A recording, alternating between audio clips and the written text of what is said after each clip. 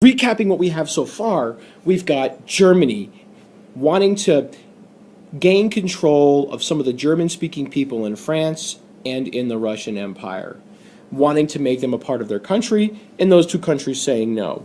We've got all of the nations on here pretty much engaging in an arms race, each one building their military, trying to larger than the others. And we've got nations taking sides. The Central Powers here in red, and here in green we have the Allies. We add into that the fact that some of these nations are experiencing crises of self-determination, where they're pulling themselves apart from the inside. Nations like those here that I'm giving a yellow highlight to. Nations like Russia pulling itself apart at the seams, the Ottoman Empire, and Austria-Hungary pulling itself apart at the seams because of self-determination.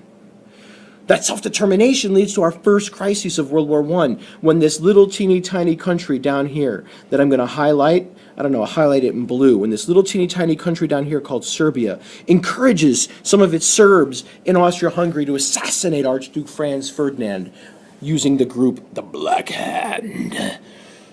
And then we have Austria-Hungary declaring war on Serbia.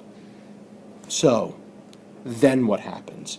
How does this whole thing play out, right? Because one nation declares war, big Austria-Hungary declares war on little tiny Serbia, so then what's going to happen? Well, it's kind of like dominoes. We know that Russia, Britain and France all form the Allies, and we know that the Central Powers are Germany, Austria-Hungary, and Ottoman Empire. So what happens after Austria-Hungary attacks Serbia? Serbia is going to ask Russia for help. When that happens, Austria-Hungary says, holy crap, they just asked a member of the Allies for help. If Russia gets involved, France and Great Britain are going to get involved too. So Austria-Hungary says, I got to call on my friend, Germany, which then makes Russia definitely ask France for help. And then now you have all of these players engaging on the border, on the brink of war. You've got Austria-Hungary and Germany attacking Serbia and France, and you've got everyone, it's going crazy. The British even say, you know what, we're going to sit this out unless the Germans are going to enter Belgium, neutral tiny little Belgium, to attack. So if you took a look here at that map that I had before, that map of Europe, what we're going to actually see here is going to be Austria-Hungary attacking, let's see if I can just do this via shapes to make life a little bit easier for us. Austria-Hungary attacking Serbia. And then you're going to see Serbia saying, oh God, Russia, help me please.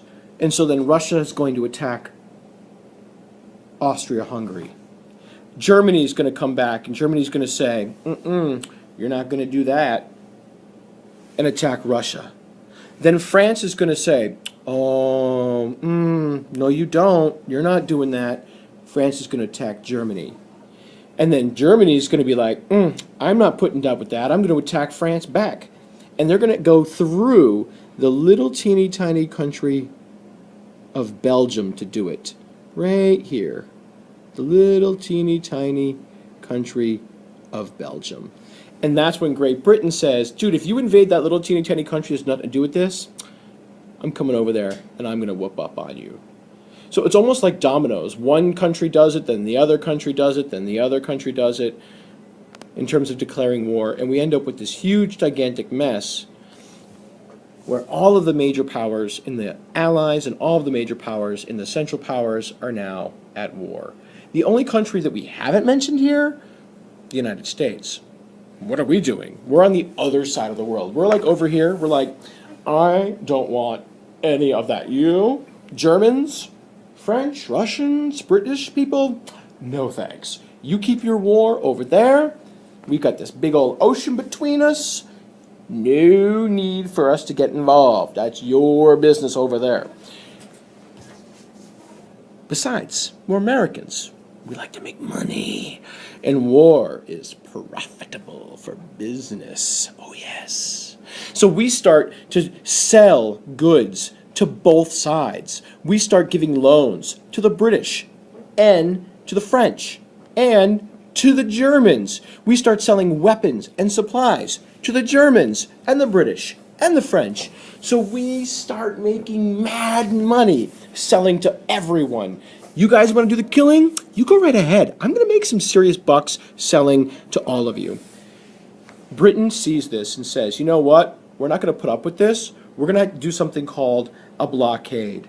You can see it on the map that I just put down here. They're going to blockade the only access American ships have to Germany, and they're going to say, you can't go there. Sorry, Americans, you're not able to trade with Germany. You can only trade with us. That's the way it's going to be. If you try to trade with Germany, we're going to sink you. That's what's going to happen. We're going to shoot your ships. And so the Americans are left only able to trade with Britain and not Germany.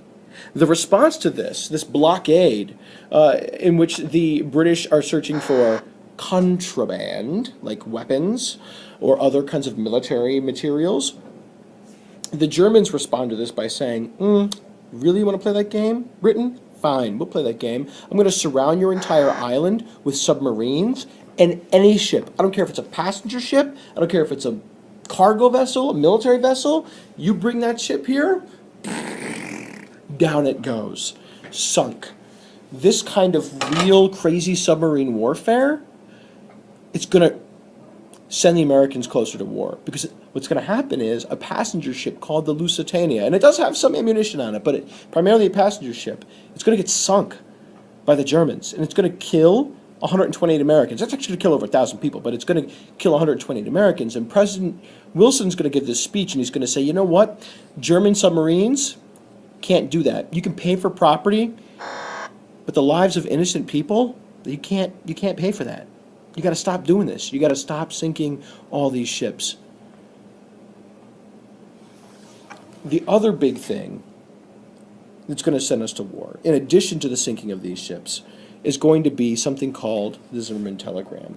Because, newsflash, the Germans aren't going to stop sinking ships. They're going to keep it up. And it's going to continue to push us towards war.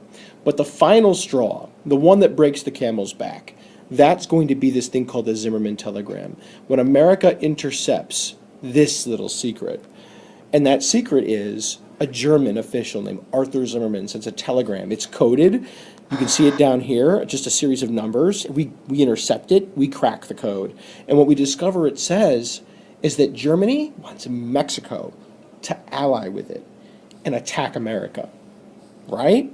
Mexico is asked to ally with Germany and attack us. In exchange, the Mexicans are going to get California, or they're going to get Texas, they're going to get New Mexico, Arizona, part of California, if they join Germany as an ally. When we see this, that's the last straw. America will declare war in April of 1917, and we're going to flow over to Europe, and now we're definitely on one side of the equation. So we tried to be neutral, we tried to stick it out, we tried to be on both sides, sell to both sides, but it doesn't work. Thanks to the blockade by the British and then the submarine warfare by the Germans, and so we're driven off into war. And we'll talk more about this in class tomorrow, but for now, I think it's a good summary.